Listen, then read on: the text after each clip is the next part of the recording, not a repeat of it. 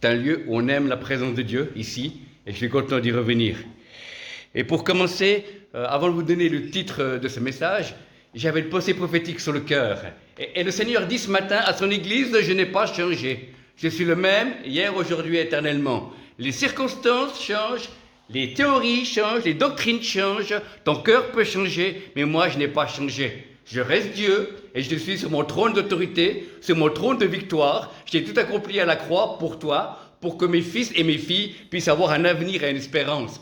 Ce ne sont pas les problèmes politiques, ce n'est pas les problèmes sanitaires qui vont m'empêcher d'intervenir, car c'est moi qui tiens le monde entier dans ses mains. Je suis le Dieu des dieux et le roi des rois. Et le Seigneur dit à son Église, prenez courage, j'ai vaincu le monde par la foi. Le Seigneur dit, ces temps sont difficiles, mais je serai tous les jours jusqu'à la fin du monde avec vous, avec chacun de vous individuellement, avec vous en tant qu'Église, en tant que famille, en tant que couple. Le Seigneur dit, c'est moi qui règne, je suis au-dessus de tout. Alors relève la tête, mon fils, ma fille. Sache que tu n'es pas été projeté dans le cosmos par hasard, mais que je t'ai choisi pour porter ma lumière dans la fin des temps. Tu n'es pas né à l'époque de Napoléon, mais tu es né ici, à cette époque 2019. 2021, pardon. Voilà. Et tu es là pour porter ma lumière. Tu es un instrument de mon amour. Tu es un instrument d'adoration. Tu es un instrument d'évangélisation. Tu es un instrument de pardon. Tu es un enfant de Dieu et tu es à moi. C'est pas toi qui t'es choisi. C'est moi qui t'ai créé. C'est moi qui t'ai appelé. C'est moi qui t'ai donné corps. C'est moi qui t'ai donné vie. C'est moi qui t'ai créé homme ou femme. C'est moi qui t'ai créé pour manifester ma présence, ma vie au milieu de croyants et de non-croyants. Les temps sont durs, mais moi je suis là pour fortifier mon Église. Et ce matin, peuple de Dieu, si tu as perdu espoir, sache que mon esprit est vivant. Sache que j'ai vaincu l'ennemi à la croix. Sache que tu as toute autorité sur les puissances du mal. Le Seigneur dit, garde ton cœur plus que tout, car de lui viennent les sources de la vie. Redresse la tête. Le chemin est difficile, mais je serai avec toi. Si tu marches dans l'humilité, si tu marches pas après pas, dit le Seigneur, je serai fidèle. Parce que tu as peu de puissance, mais tu as gardé ma parole. Je te garderai que la tentation viendra sur les habitants du monde. Que celui qui a des oreilles écoute ce que l'Esprit dit à l'Église. Amen.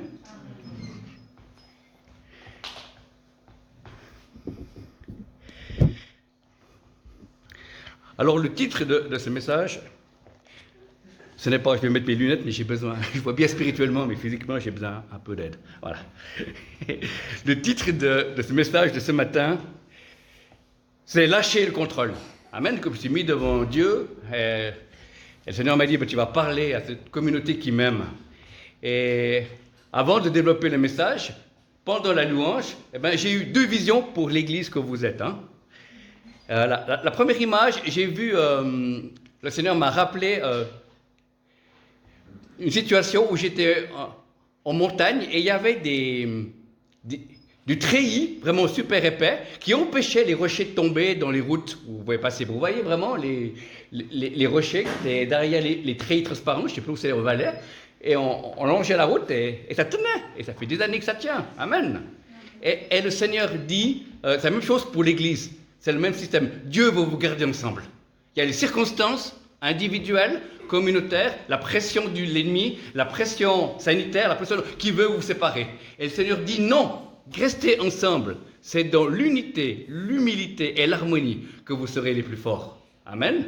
Et après la vision a disparu et j'ai vu une centrale électrique qui avait sur le côté droit en haut des éclairs qui sortaient. Voilà. Normalement, il ne devrait pas avoir. Voilà. Et puis mes usines électriques fonctionnaient. Et il y avait la lumière, il faisait son travail. Et c'est l'Église. À partir de maintenant et l'année 2022, le Seigneur va faire certains réglages de vos cœurs, certains réglages dans l'Église. Mais l'Église est en bonne santé. L'Église est témoin fidèle. L'Église est toujours là, positionnée. Et je voyais dans l'esprit qu'il y avait simplement quelques éclairs qui sortaient. Donc il y avait certaines réparations, mais réglages. Mais cette usine, Dieu n'allait pas la fermer parce qu'elle fonctionne. Amen. Il y a simplement des réglages qui vont être faits en fin d'année et en début de l'année prochaine, et individuellement ou communautairement. Voilà, je vous partage cette pensée. Voilà, donc lâcher le contrôle. Amen. On veut tout contrôler inconsciemment.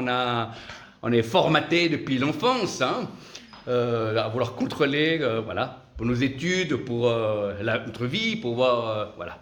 C'est un réflexe dans le niveau européen de vouloir tout contrôler. Et Dieu te dit ce matin, lâche prise. Amen. Lâche prise, tu n'as pas le contrôle.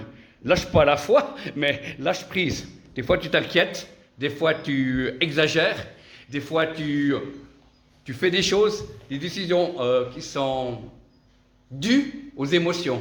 Et le Seigneur dit, attends, réfléchis. C'est dans le calme et la confiance que là est ta force. Donc le premier point qu'on va voir, on doit lâcher le contrôle sur les événements. Amen. Les événements. Alors le Seigneur m'a conduit 3 événements qui sont passés en Suisse, puisque nous sommes en Suisse, où on pensait que Dieu allait agir d'une manière particulière et il n'a pas agi. La première chose qu'il y a eu, je me souviens, il y a eu des chaînes de prière qui ont été faites pour que Dieu enlève le coronavirus. Amen. Donc il y a eu des chaînes de prière internationales, les Brésiliens, les Américains, etc. Et toute la planète a prié. Et pourtant, on a des bons intercesseurs sur la terre et Dieu n'a pas enlevé. Amen. Et il est bizarre. Seigneur, enlève cela et Dieu ne l'a pas fait. Deuxième événement. Il y a eu le mariage pour tous. Les gens disent, tu ne vas pas permettre que ça arrive en Suisse, tout le monde a prié. Et la loi a passé. Troisième événement, et le dernier, le pass sanitaire. On dit, on va prier pour pas que les gens vont voter, et puis ça ne va pas avoir lieu en Suisse, ça sera le seul pays d'Europe qui n'aura pas. Et ça a passé. Alors je me suis dit, Seigneur, il y a un problème quelque part. Et le Seigneur m'a dit, je n'ai pas changé les événements parce que tu n'as pas autorité sur les événements. Ce que je veux changer, c'est ton cœur. Si j'aurais enlevé tout le corona, les difficultés, eh ben, tu aurais repris ta vie ancienne, ta vie de péché ancienne. Tu aurais boité un pas dans l'église, un pied à l'extérieur. Mais parce que je vais resserrer sur mon église une certaine pression, où tu auras certainement moins de liberté, tu vas pouvoir crier à moi, tu vas pouvoir faire sortir de ce qui est au fond de toi, ce qui est bon comme ce qui est mauvais. Et c'est là que mon église va être purifiée. C'est là que tu vas être préparé. Parce que tu vas voir que certains droits vont disparaître, mais quand les droits disparaissent, tu as une certaine liberté en moi. Donc quand j'ai découvert que moi je n'étais pas vacciné, qu'il n'y avait plus accès à certains endroits, eh ben, je me suis dit, et puis on nous disait, pour avoir accès au monde d'avant, et puis ils disaient quoi? C'était quoi? C'était les musées, c'était les discothèques, les fitness, c'était tous des lieux qui étaient, en guillemets, de plaisir. Voilà. Et je me suis dit, ben moi ça ne me dérange pas de ne pas y aller, il n'y a que les restaurants parce que j'aime bien manger. Amen. Amen, voilà. Mais ça c'est mon côté charnel, je dois encore être purifié, mais c'est bon. Voilà. Donc, je me dis, mais voilà. Et j'ai pris plus de temps avec Dieu, j'ai écouté des prédications, je me suis mis devant Dieu, et le Seigneur est là, il règne, et on doit passer au travers de cela. Amen. Comme à l'époque de la guerre 39-45, les gens ne savaient pas quand la guerre allait finir. Hein. Donc, il peut dire, ça peut durer 10 ans, 15 ans, mais ça a duré un certain nombre de temps. Et je crois que c'est Dieu qui a le contrôle sur les événements.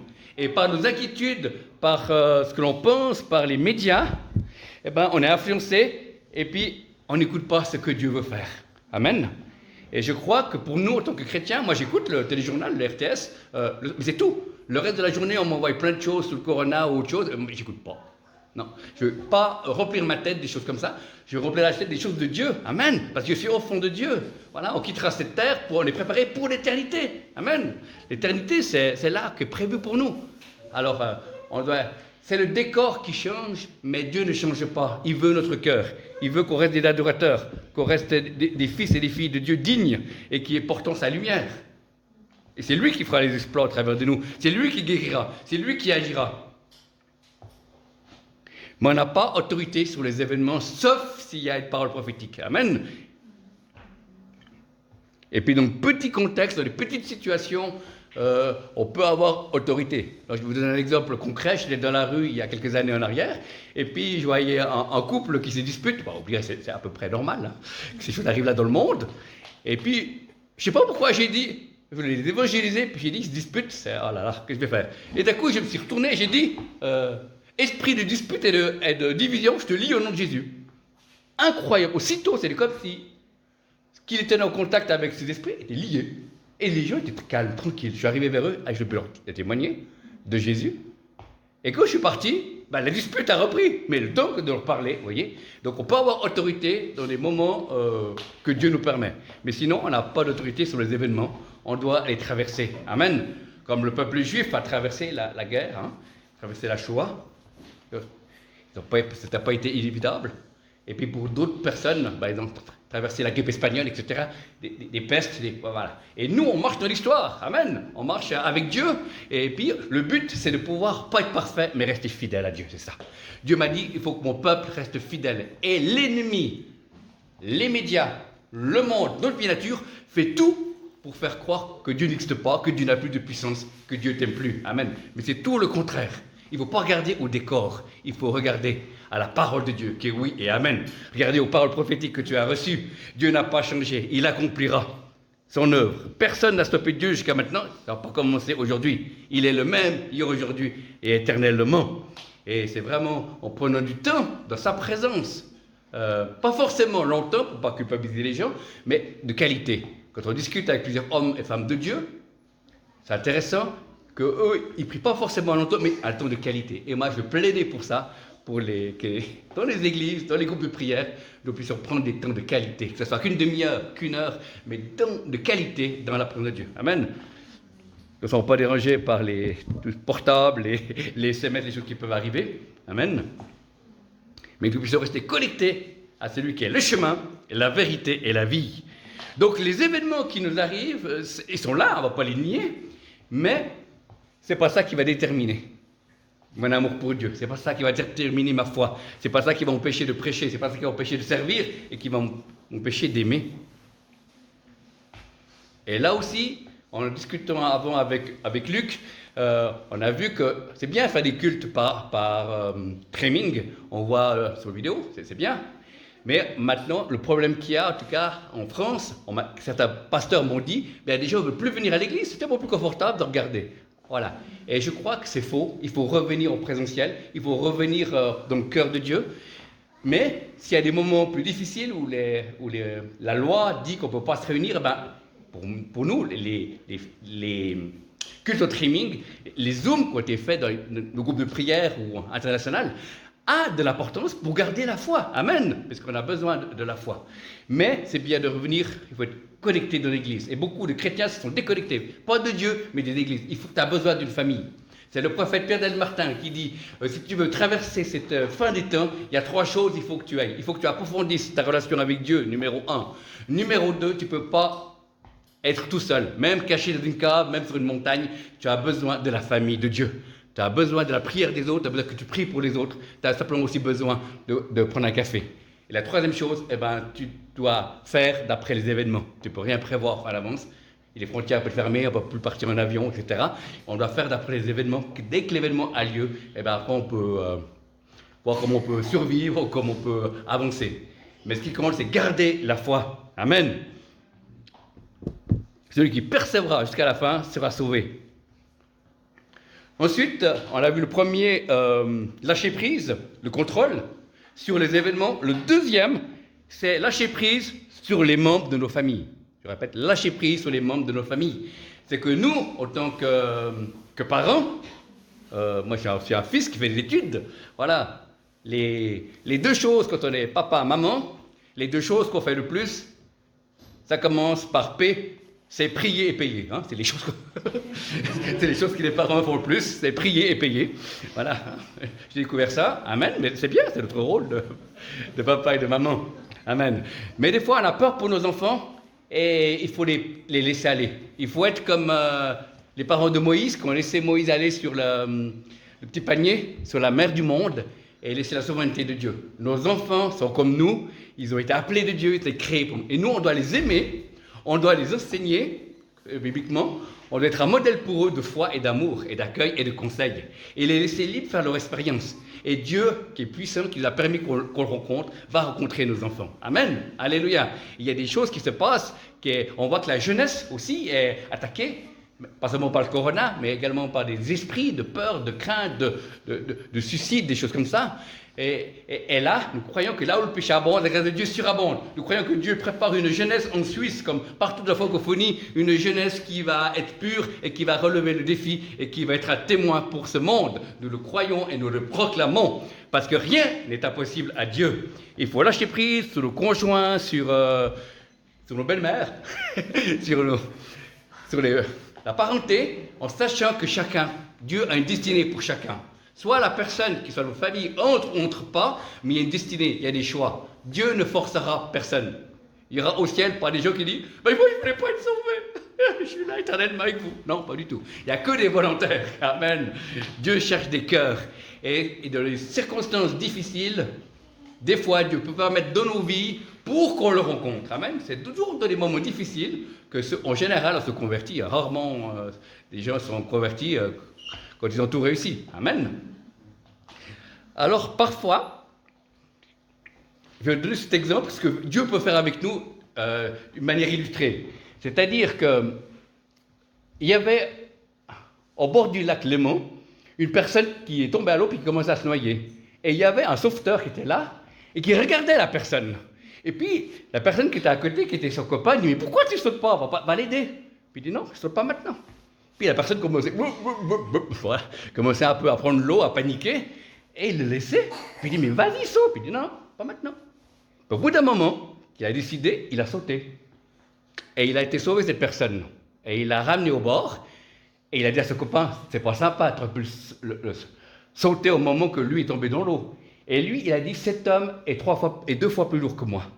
Si j'aurais été au début, il avait trop de force. Il m'aurait entraîné au fond. Et comme il s'est épuisé à vouloir se débattre, il a perdu de la force. Et là, quand je suis arrivé, il s'est moins débattu. Et j'ai pu l'amener vers le bord. Vous comprenez? Et des fois, dans la vie de nos familles, Dieu permet, pas est l'auteur, mais Dieu permet qu'il puisse avoir comme cet homme qui a fait se noyer, des tourmentes, et afin que nous perdons nos forces pour que Dieu puisse prendre le relais. Amen.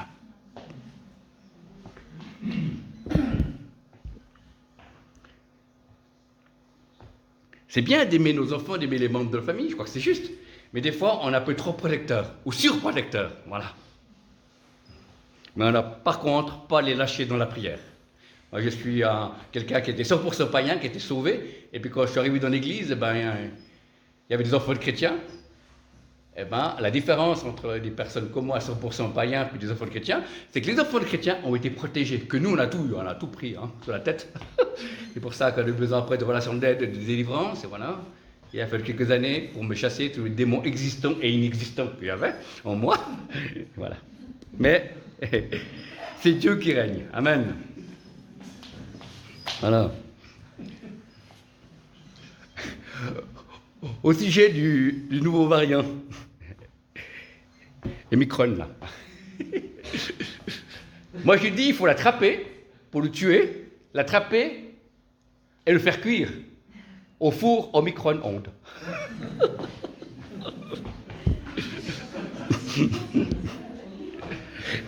Donc, il faut lâcher le contrôle.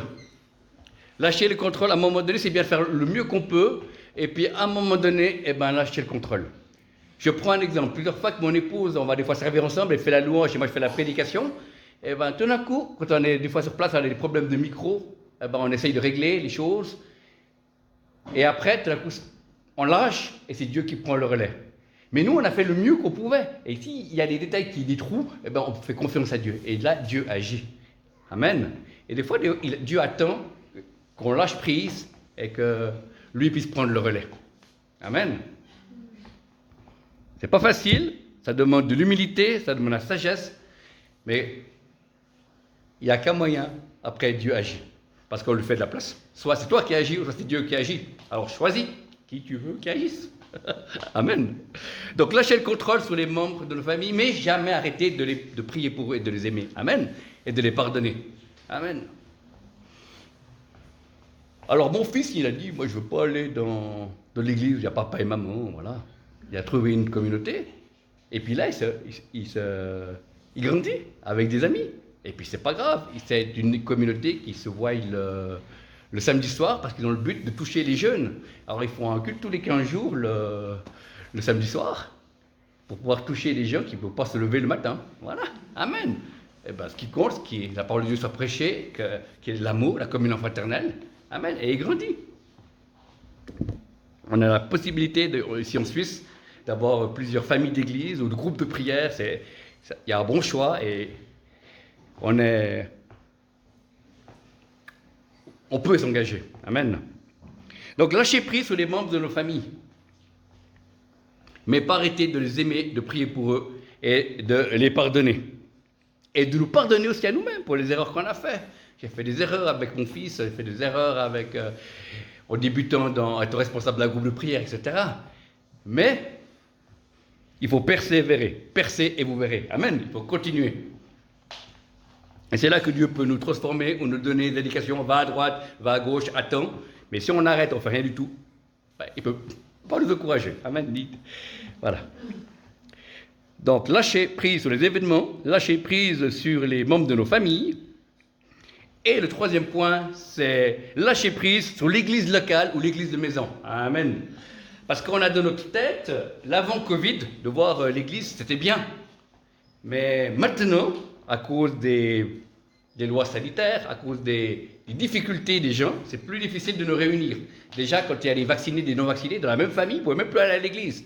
Et moi, pendant un temps, je ne pouvais plus aller dans mon église locale parce que je n'étais pas vacciné. Ils faisaient des cultes, toujours, au même endroit, mais il fallait avoir le pass sanitaire et moi, je ne l'avais pas. Alors, voilà. Mais c'est pas grave, je les aime. Voilà.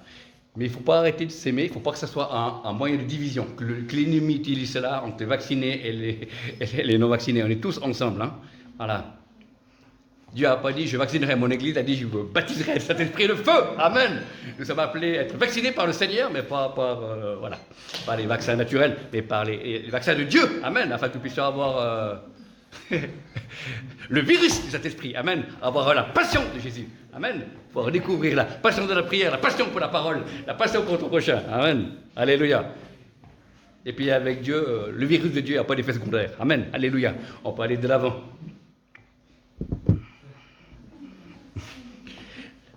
L'église locale les églises se préparent, et il peut y avoir des changements. À tout moment, il faut être prêt. Et je pense qu'il faut prier pour vos responsables. Amen. Prier pour responsables de prière, anciens, pasteurs. Parce que ce n'est pas facile les décisions qu'ils ont à prendre. Moi, je ne suis pas pasteur, mais je suis pasteurisé. Je suis ministère itinérant, mais je vais visiter des groupes de prière. Et ouais, c'est pas facile. En tout cas, je bénis les pasteurs, les anciens et les responsables dans les églises. C'est pas facile, puisqu'il faut avoir, bien sûr, il faut écouter Dieu, etc. Mais également être ouvert à différents changements. Et des fois, c'est pas toujours facile parce que c'est pas où on va. Il n'y a rien qui est sûr, il y a les lois qui peuvent changer à tout moment, mais on doit aller de l'avant avec ce que l'on connaît, avec la vision du départ. Revenez à la vision du départ. Quelles ont été les premières promesses pour votre église ici? Revenez au départ, avant qu'il y ait des événements, et avancez de la direction. Et s'il y a des nouvelles directions qui doivent venir, à ce moment-là, Dieu vous parlera, Dieu va guider les choses. Dieu parle au travers des prédications et des thèmes de prédication qui, au fil des années, qui sont là. Amen. Dieu est fidèle. Dieu n'a pas abandonné son église. Amen. Mais il est en train de nous préparer pour ces temps de la fin. On doit le vouloir. Il y a une effusion de l'Esprit, Amen, qui est appelée à venir.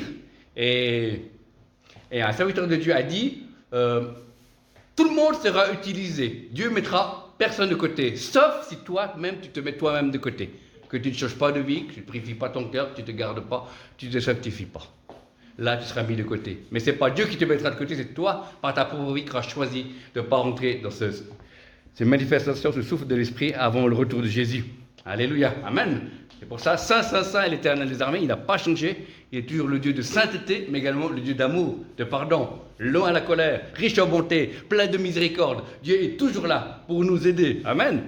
Même au travers de la technique. J'ai eu l'occasion de faire quelques zooms avec des serviteurs de Dieu de manière internationale. Et ben, j'ai prié aussi pour une personne qui soit remplie de Saint-Esprit. La personne sur l'écran est tombée chez elle. Et, voilà, on la voyait. Après, elle rigolait dans l'onction. Amen. Donc, vous voyez, Dieu passe même au travers de la technique. Amen. Alléluia. Il y a même des guérisons physiques. J'ai dit, soyez guéris au nom de Jésus. Une personne qui a un problème à l'œil, et puis, et ben voilà, elle était guérie. Amen. Dieu l'a guéri à l'œil, c'est qu'à le dire. Amen. C'est fantastique. Là, elle peut dire, comme Job, hein, tu croyais en toi, maintenant mon œil te voit. Amen. Voilà. Dieu passe au travers de la technique. Dieu est puissant. Dieu passe directement chez toi. Dieu vient dans mon travail, parce que moi je ne suis pas en plein temps de ministère. Hein. Le matin, je suis concierge, je nettoie les parkings, et puis l'après-midi, je livre des médicaments. Mais le Seigneur, il vient, où je travaille. Et je suis le présent de Dieu, comme si j'ai prié pendant 1 heure et demie, et Dieu est là, il vient dans mon parking. Bon, il n'a pas besoin de payer, c'est pour ça qu'il vient. Mais il vient dans mon parking, et puis il me donne une pensée prophétique, ou une ordre d'une maladie, ou un thème de prédication. Je lui donne sur mon téléphone, et je continue à travailler. Amen. Voilà. Et Dieu vient me rendre visite, et ça fait plaisir quand mon Papa Céleste vient me rendre visite. Amen. C'est magnifique.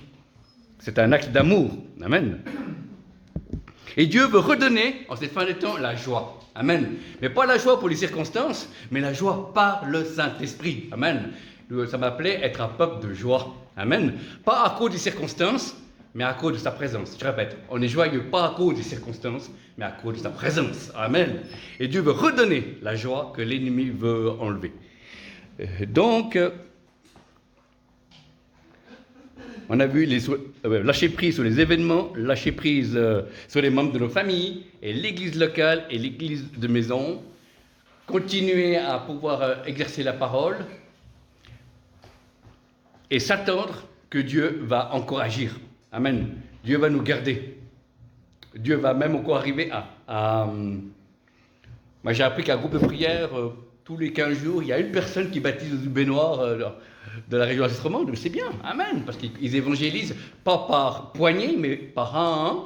Et il y a des gens qui se convertissent encore aujourd'hui. Amen. C'est fantastique. C'est beau. Amen.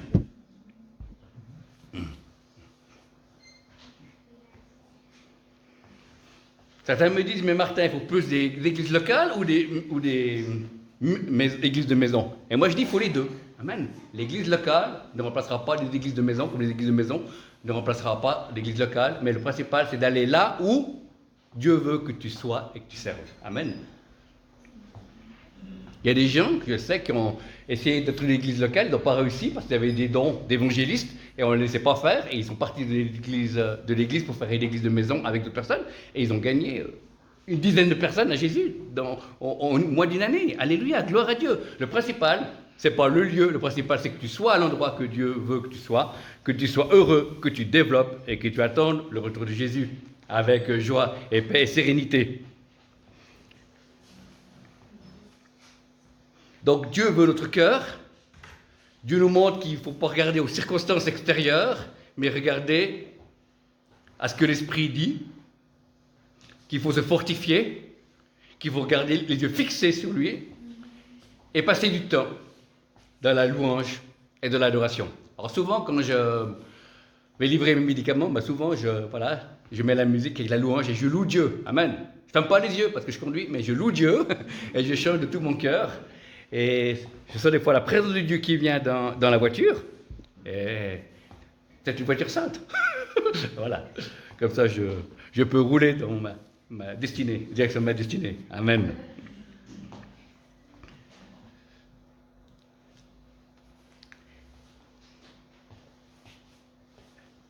Une arme pour l'église locale ou l'église de maison, c'est l'écoute. Je crois que dans nos sociétés, que je vois maintenant dans les restaurants ou différents endroits, les gens ont besoin d'être écoutés. Les croyants comme les non-croyants ont besoin d'être écoutés. Il y a les médias qui nous parlent très fort, il y a les gens qui parlent sans arrêt du corona, il n'y a pas que ça comme sujet. Et puis il y a des fois des gens qui s'ouvrent quand on voit qu'on est un peu plus profond. Et les gens demandent à être écoutés. Et je crois que c'est un moyen par lequel Dieu offre à l'Église pour pouvoir gagner des âmes et aimer les gens. Et aimer aussi les chrétiens. Amen. L'écoute. Parce que des fois, les gens ne savent plus. Je ne sais plus qui parler. J'ai mon couple, etc. Ou voilà. J'ai perdu mon travail, je souffre, etc. Il n'y a pas d'écoute. Et là, je crois que c'est une porte que le Seigneur ouvre pour l'Église, un moyen, l'écoute.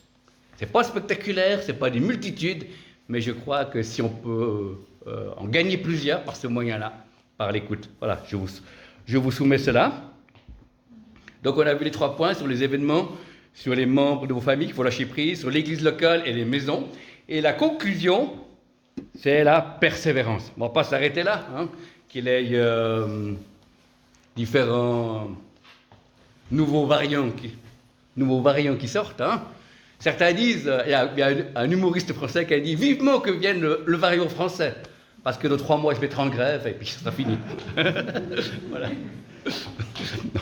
Persévérer dans l'attente de Dieu, persévérer dans la foi, la fidélité. Amen. Si tu es fidèle, amen, eh ben, Dieu c'est le grand fidèle. Il dit si tu es infidèle, moi je demeure fidèle, car je ne peux pas me renier moi-même. Et c'est bien d'être fidèle à Dieu en premier, être fidèle à sa communauté ou son église de maison. Et puis la dernière conclusion, c'est la grâce. On a besoin de la grâce de Dieu, chacun individuellement et communautairement.